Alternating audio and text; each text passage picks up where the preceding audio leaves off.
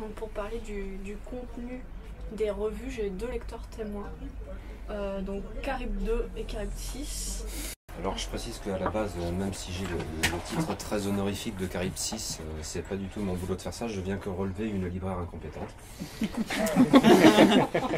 Et donc pour parler du Visage Vert, vu que j'ai pas encore lu Le Chant du Monstre, ça va venir.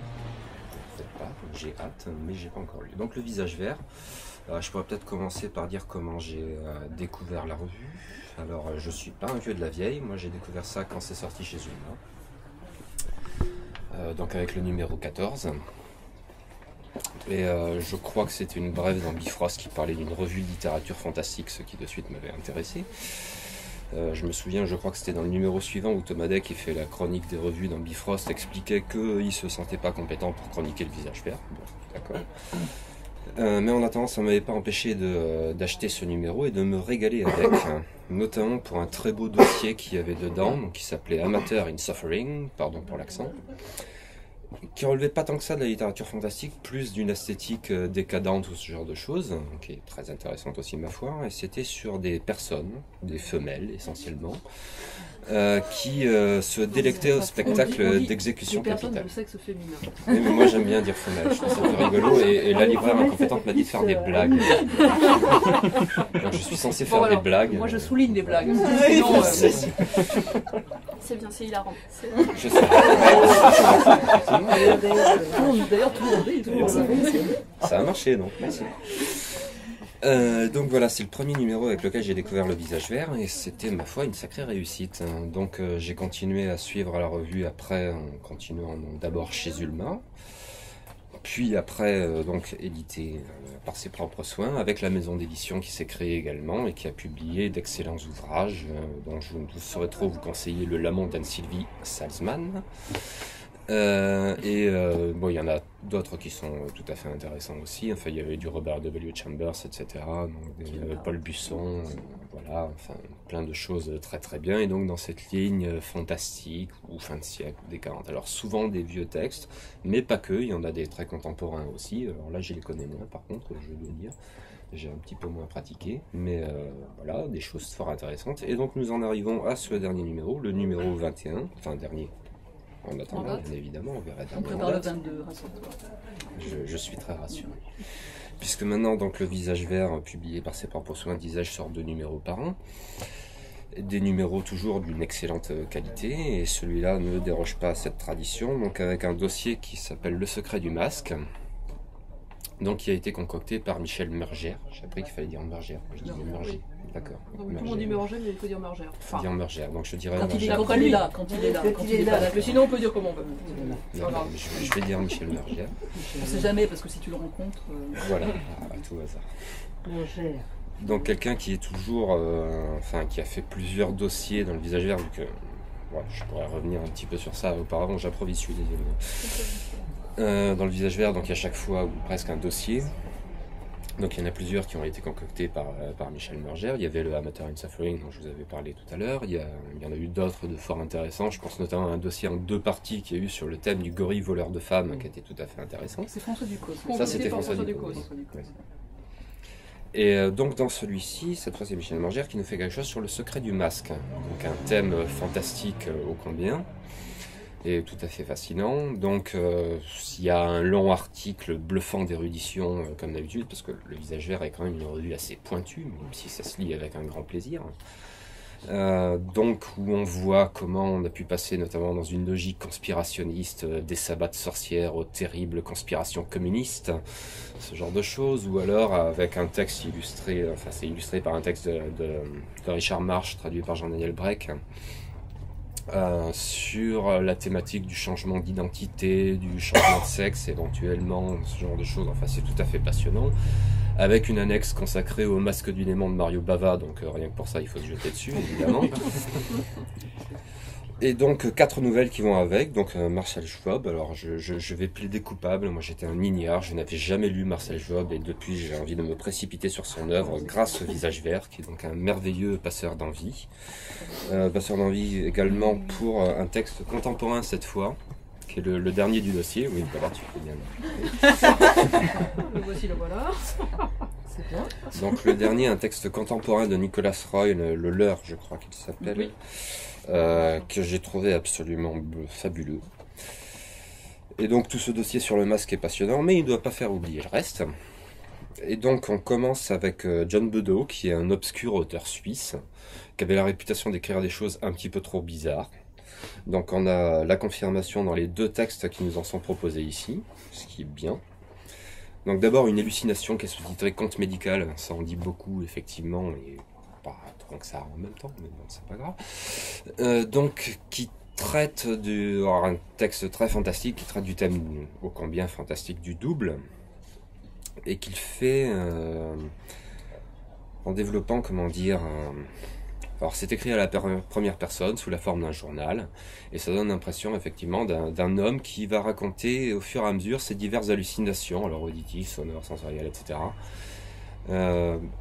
Présageant dans un certain sens certaines études médicales qu'il pourrait y avoir plus tard sur ce qu'on appelle le syndrome de Todd ou ai-je découvert syndrome d'Alice au pays des merveilles. Donc déjà ça c'est assez parlant. Ça fait une très belle nouvelle fantastique. La deuxième, personnellement je l'ai trouvée encore meilleure, s'appelle Pantagruélion ou le chanvre cauchemar. Donc c'est une nouvelle dans laquelle on a pu découvrir que le Visage Vert, en plus d'être une excellente revue fantastique, fait l'apologie de la drogue, ce qui est très bien. Bravo. Et puisqu'il faut que je fasse des blagues, donc le Visage Vert fait tourner le bedeau. Et voilà. Merci. Et puis il y a le dernier texte dont il faut parler dans cette revue, qui est donc en dehors du dossier, qui est donc Himawari de Lafcadio Hearn. Alors ça a été une sacrée découverte pour moi, donc indirectement par le Visage Vert dans un premier temps, qui avait conseillé un ouvrage sur les fantômes du cinéma japonais en étant libraire du mois. Je vois que la libraire va faire son travail peut-être.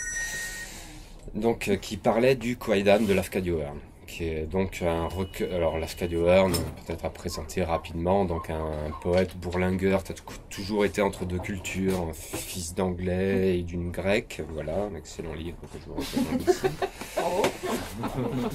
Qui a vécu une bonne partie de sa vie en Irlande, puis après aux États-Unis, il a épousé une métisse, donc ça s'est mal passé pour lui, il a fait des voyages un peu partout, donc dans Martinique notamment, et puis il a fini par se fixer au Japon.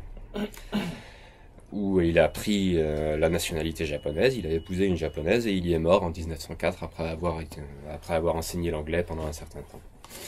Et donc il avait publié divers ouvrages, dont Kwaidan, qui est, je pense, son plus célèbre, je ne crois pas dire de bêtises à ce niveau-là, et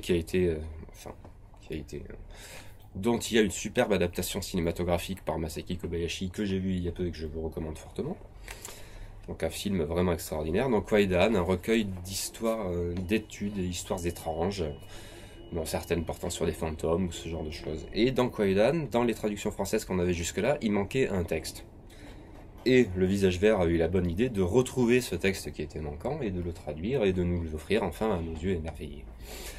Et à nos oreilles aussi, enfin ça c'est moins garanti vu que je vais essayer de vous en faire une lecture et je ne sais pas du tout ce que ça va vous donner. Je vous rassure, c'est un texte très court mais que je trouve très beau. Donc Himawari de Lafcadio Hearn. Sur la colline boisée, derrière la maison, Robert et moi cherchons des rondes sorcières. Robert, à 8 ans, est un garçon plaisant et très sage. J'ai un peu moins d'1 an que lui et le révère.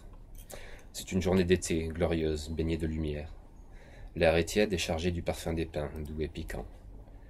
Des cercles de fées, nous n'en trouvons pas. Seulement des pommes de pin en grande abondance dans l'herbe haute.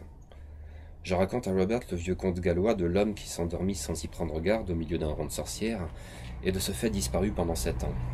Après que ses amis l'en eurent libéré, jamais plus il ne parla ni ne mangea. Ils ne se nourrissent que de bouts d'épingle, tu sais, dit Robert. Qui donc, lui demandai-je.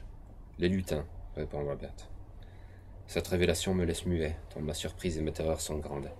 Mais voilà que Robert s'écrie « Oh, un harpiste, il vient chez nous !» Et nous descendons la colline en courant pour écouter le ménestrel. Mais qu'il est étrange. Il n'a rien des musiciens grisonnants des livres d'images. Vagabond basané, trapu, hirsute, il a les sourcils noirs et froncés, le regard tout aussi sombre et insolent. Il ressemble bien plus à un maçon qu'à un barde, et ses vêtements sont de velours côtelé. Je me demande s'il va chanter en gallois, murmure Robert. Je suis bien trop déçu pour lui répondre.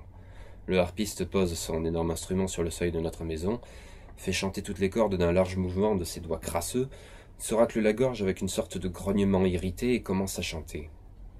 Crois-moi, si tous ces charmes ensorcelants de la jeunesse que je couvre du regard si tendrement ce jour. Son accent, sa posture, sa voix, tout cela me remplit d'un indicible dégoût, me bouleverse, tant est puissante et vive la vulgarité de l'homme. Vous n'avez pas le droit de chanter cette chanson, voudrais-je lui crier, car je l'ai entendue dans la bouche de l'être le plus chéri, le plus noble de mon petit monde, et dire que cet individu mal dégrossi ose la chanter. J'y vois une moquerie blessante, une audace qui m'enrage. Mais cela ne dure pas. À peine a-t-il prononcé ces deux mots, ce jour, que sa voix rude et profonde se brise et tremble, pleine d'une indescriptible tendresse. Merveilleusement métamorphosée, elle s'adoucit, trouve des accents sonores et riches, dignes de la basse d'un grand orgue. Une sensation telle que je n'en ai jamais connue me prend à la gorge. Quel art magique a-t-il appris? Quel secret a-t-il découvert, ce vagabond maussade? Oh, y a-t-il au monde un autre individu qui puisse chanter comme cela? Et sa silhouette se fait indistincte et chancelante. La maison, la pelouse, toute chose visible tremble des danses sous mes yeux. Et cependant, cet homme, j'en ai peur. Je le déteste presque. Et je me sens rougir de colère et de honte. C'est qu'il a réussi à m'émouvoir. Il t'a fait pleurer, remarque Robert, compatissant, ce qui ne fait qu'ajouter à ma confusion, tandis que le harpiste s'éloigne, plus riche d'une pièce de 6 pence qu'il a prise sans un remerciement. Mais sans doute est-ce un bohémien. Les bohémiens sont de mauvaises gens, et des sorciers. Retournons dans la forêt. Nous remontons dans les pins et nous asseyons dans l'herbe, tachetée de soleil, contemplant de là-haut la ville et la mer. Mais nous ne jouons plus. Le sortilège du harpiste nous affecte bien trop tous deux. C'est un lutin, ne crois-tu pas, risquai-je enfin à dire. Ou une fée? Non, répond Robert. Un bohémien, te dis-je. Mais c'est presque aussi terrible. Ils volent les enfants, tu sais.